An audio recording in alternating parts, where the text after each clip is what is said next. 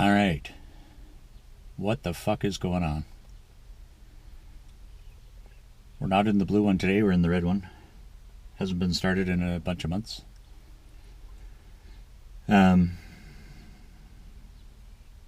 If it starts okay, we'll maybe just go for a quick jaunt down to the beach there and make sure everything else is okay.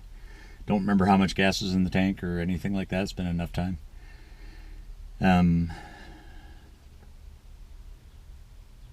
For all the cranker lovers, I do have a GoPro, or no, sorry, I have a Zoom audio recorder in the engine bay.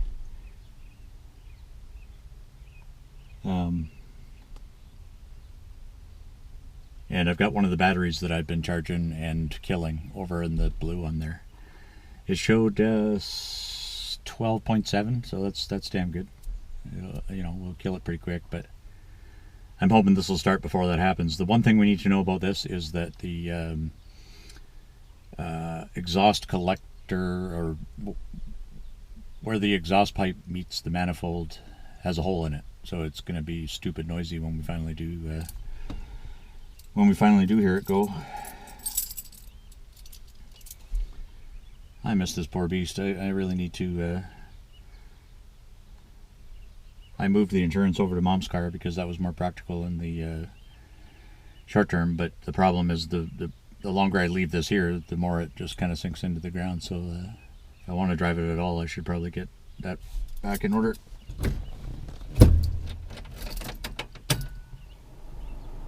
Oh, nope.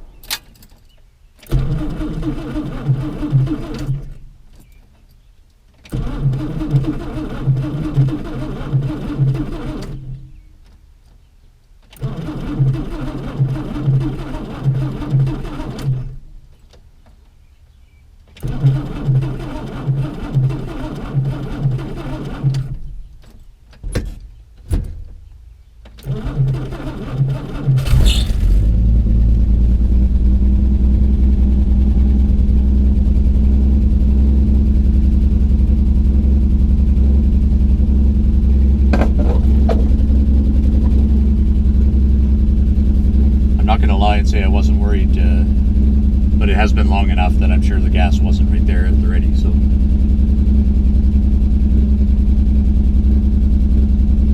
except for in the very early days of this car, it has never failed to start, so I didn't have any serious concerns. In the 10 years that I drove this daily, and for the longest time it was the only car that we had on the road, it only stranded us twice. I'm trying to think what the first one was. But the second one was definitely stranded Kara up here when coming back from the grocery store. And the timing chain had actually jumped a tooth, which I'd never seen before. But there's no doubt about it that until I got the cover off, it was off by exactly one. And there was no way that there was not enough adjustment to put it back into running form. It was very fucked. The belt was loose, but it didn't seem loose enough to do that. But anyway, yeah, twice in 10 years, that's not bad. The recoveries were quick in all cases. Although it did take me about a week in sub-zero weather to replace all the timing components.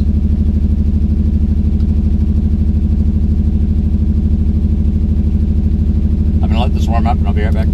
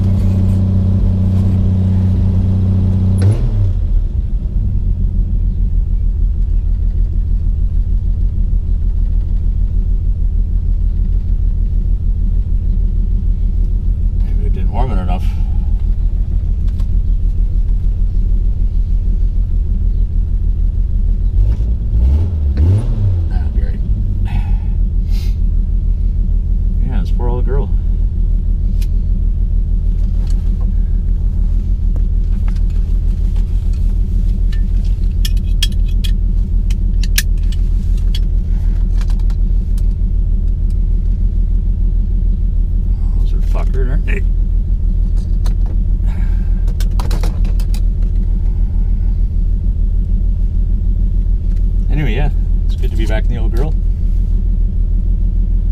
Let's go see what's going on down at the end of the road.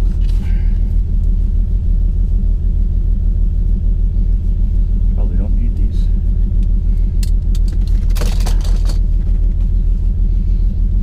See what happens.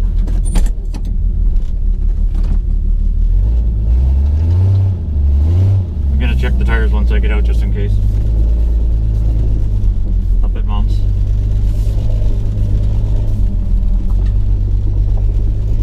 Kind of like the Brooklyn muffler sound, but pretty flabby.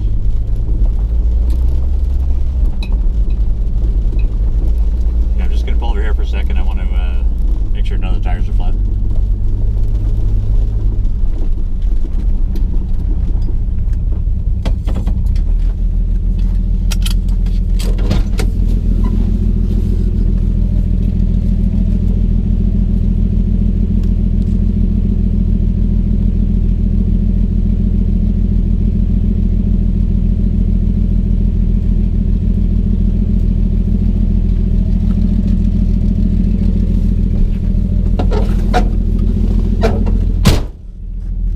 The smell of,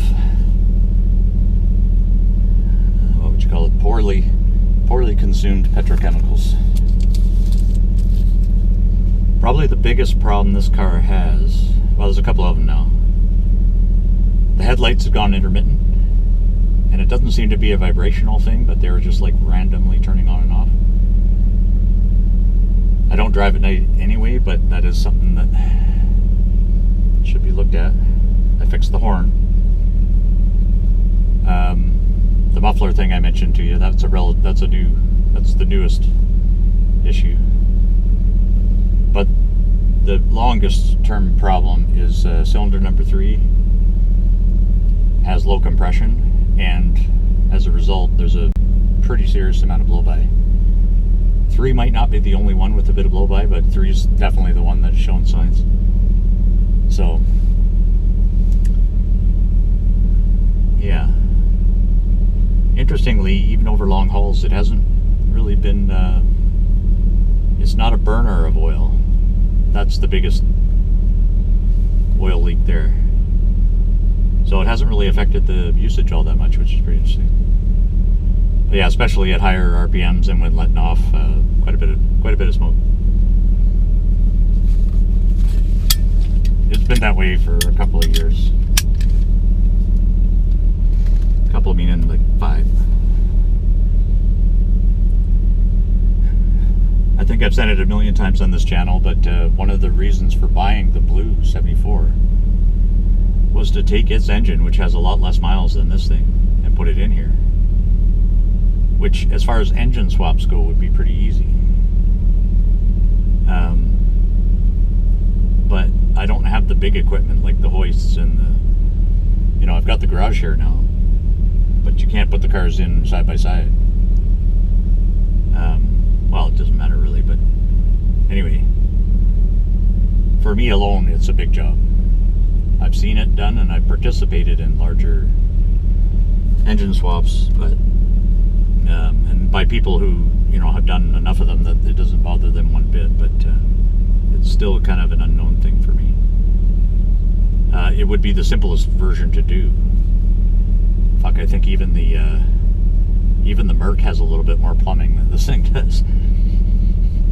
So anyway, I'm feeling that I'm not going to get there,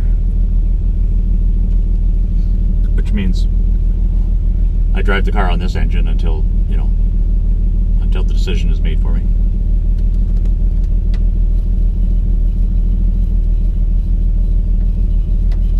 All right. See what we got.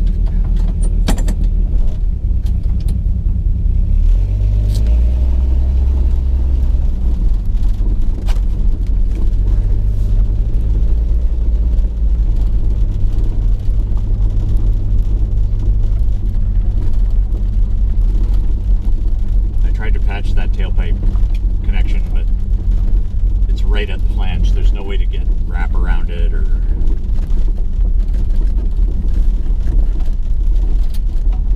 pipes are so thin you'd never be able to put a welder on it. It would just like blow right through that. But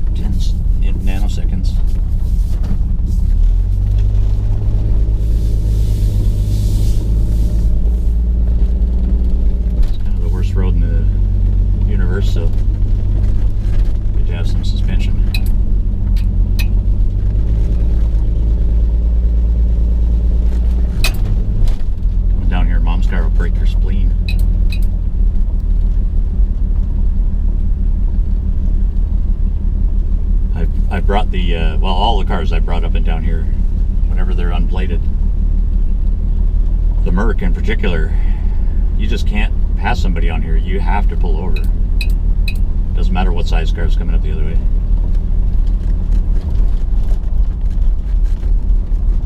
You have to watch for deer though. This is definitely deer city. And a bit of bear country.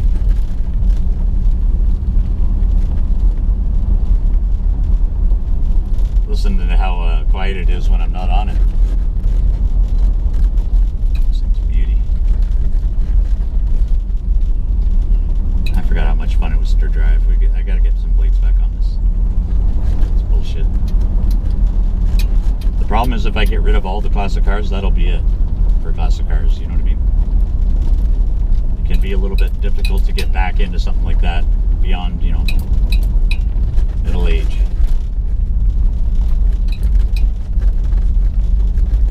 Plus, since COVID or during COVID, cars were fucking ridiculous no matter what. Total piece of junk plastic would cost a bazillion dollars. I'm not going to do burnouts here because I respect the owners of the properties.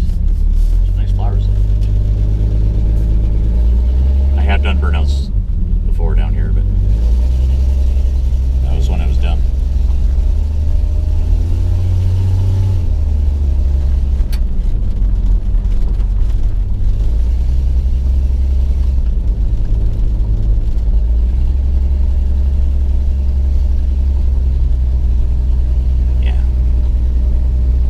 The other little stuff this needs is lots of surface rust on this one hood panel here. I really need to just get some sandpaper on it, put some primer down. A couple of places coming out near the rear wheel wells, bubbling up, which is shocking because these cars used to rust like a motherfucker back in the day. You know, well before they reached 60 years.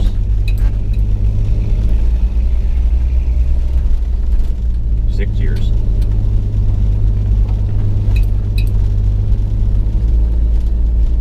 And luckily it hasn't been growing that quick. I do want to kind of contact the guy that I bought it from because he was quite the genius at doing that shit. I wouldn't know body parts, you know, body stuff if it hit me.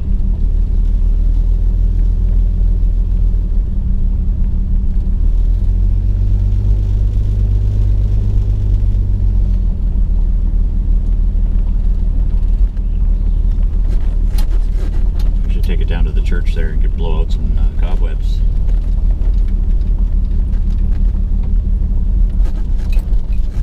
If I had to guess, there's probably a hornet's nest in here too. The doors. Yeah. Am I feeling lucky is the question. No, I'm not going to do it today because I'm telling me, telling me not to. But it's just because there's no plates on it. Even if there were expired plates on it, I would have done that.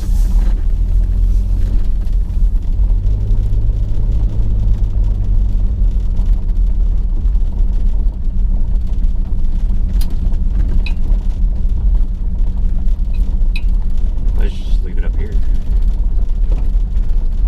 better than it sitting in the grass.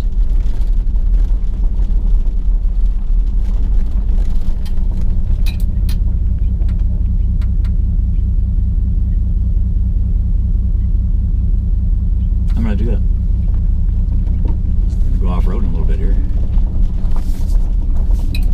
That's another thing. This thing's just like, it's just beautiful. It doesn't care if it's on a grass field.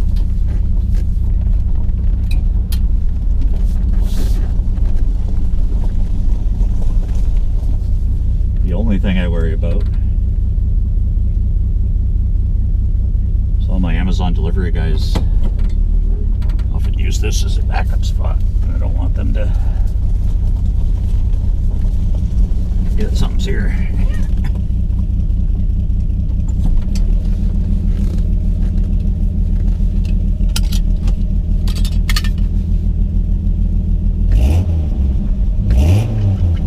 That's the sound of power.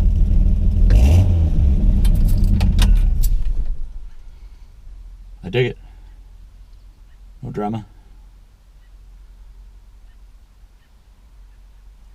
Anyway, right now this is the working car of the 4. Do have to get back to the blue one, but you know, by the time I do, I'll forget what the fuck, other than killing batteries, it's not spitting gas. So I'll have to go back to the drawing board on the diagnosis of that. Get some gas in it, get it started up, and I want to get it out of there because it's making a divot and we can't cut the grass. And ideally I'd love to get 2 new tires on the back so that I can sell the thing as a actual roller or a runner. Oh, that's what I really want to do.